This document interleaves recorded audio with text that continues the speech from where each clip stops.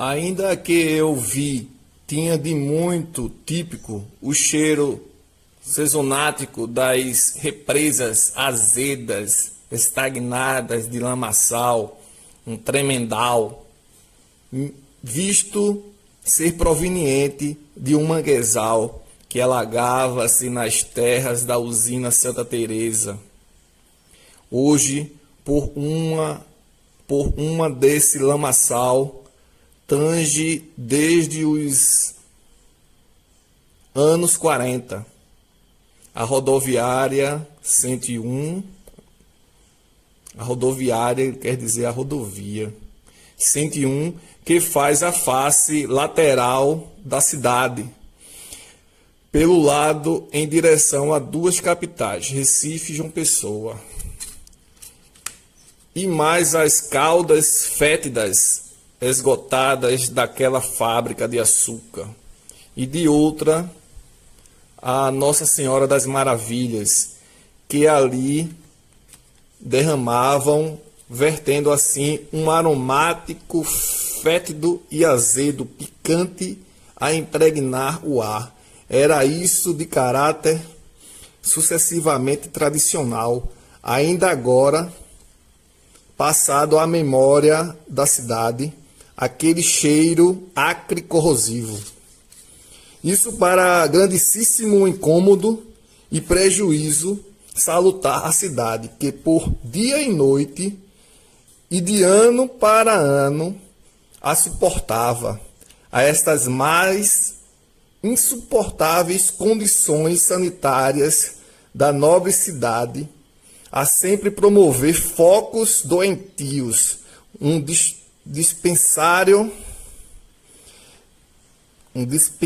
de muriçocas e mosquitos, a transmitir febres tifoides e outras daí, gente que nascia, crescia e morria empalemada de cor de enxofre, tudo por dezenas e dezenas de incontáveis anos gerou distinção aos nascidos aqui a causa daquele lamaçal. As lamas não apodrecidas eram um criatório de caranguejo uçá. O Guaiamum, de que Goiânia era pasto, esse criado no barro permeável, já não mais se conta.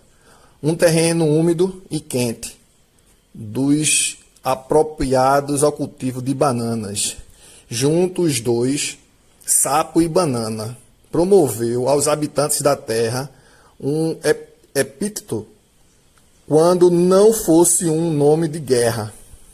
Amarelo de Goiânia come sapo com banana, o que hoje nem mais se fala.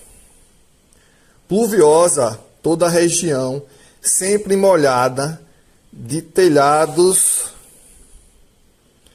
aveludados de lodos e musgos, que é a mesma coisa. Enquanto também soleira excessivamente luminosa, quente e úmida, a maior parte do ano. O Dr. Otávio Pinto, dinâmico interventor no município pelos anos 1939 a 1942, de sempre mãos humores com aquela situação que eles muito interrompiam algum trabalho, costumava informar aos estranhos. Você ao passar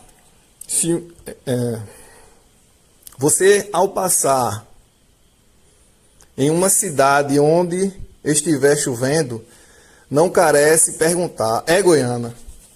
Outra, Dona Alexandrina, a quem conheci, dizendo com epíteto, dizendo com espírito: Goiânia é o pinico do céu. Ainda aqui são poucos os dias ensombrados.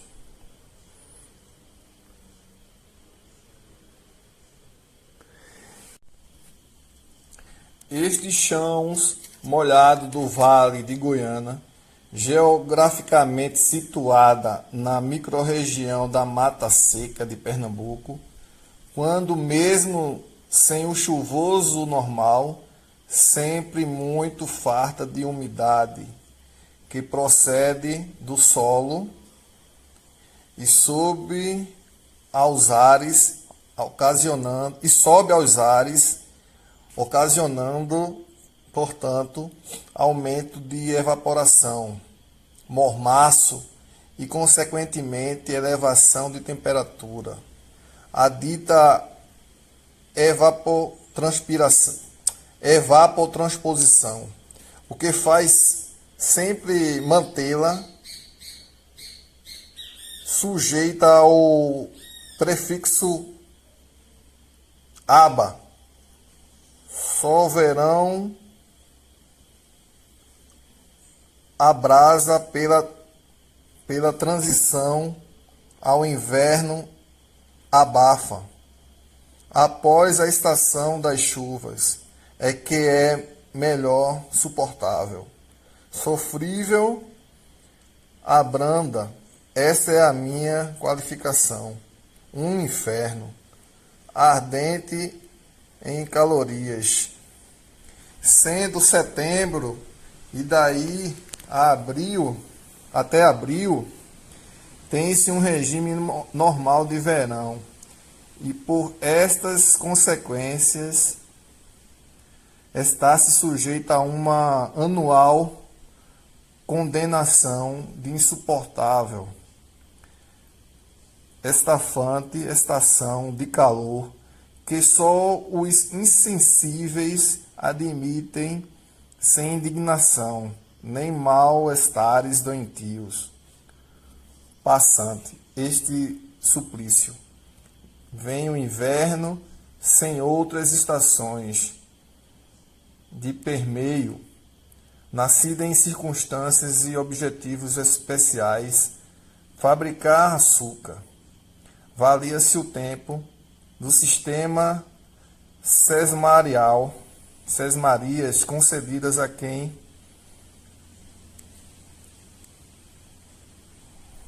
pudesse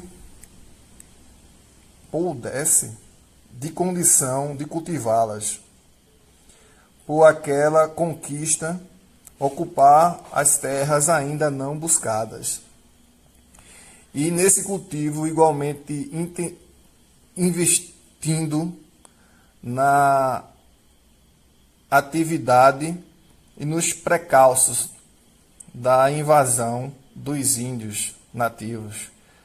Aí o investidor punha em grande risco o previsto lucrado. Em Goiânia se fizeram tais empreendimentos a partir dos anos 60. Aí tem entre parênteses 1569. É o que consta em registro nas doações de sesmarias distribuída por Dona Isabel de Gamboa, a quarta donatária da capitania de Itamaracá.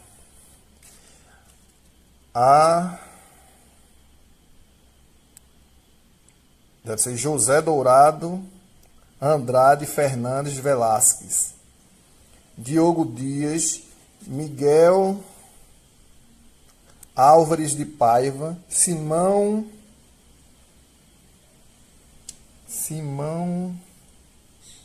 deve ser não sei que palavra é essa. Simão,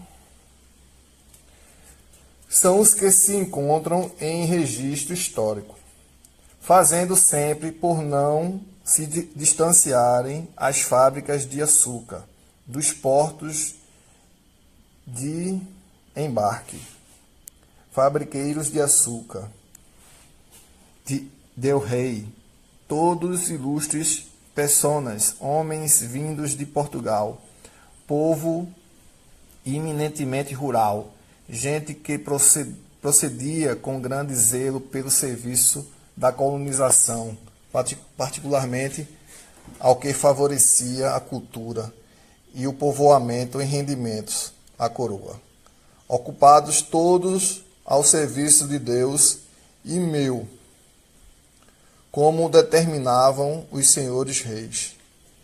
Por aí teve início a corrente imigratória da África para o Brasil, homens e mulheres passados a vinda por meia dúzia de patacas.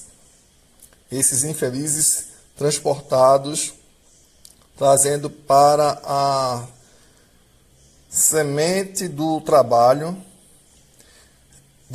servil, que ainda há resíduos, tendo-se indo hoje a marca moral dessas raízes. Contudo, não se é de fugir em considerar que libertos e cativos cumpriram juntos com dignidade e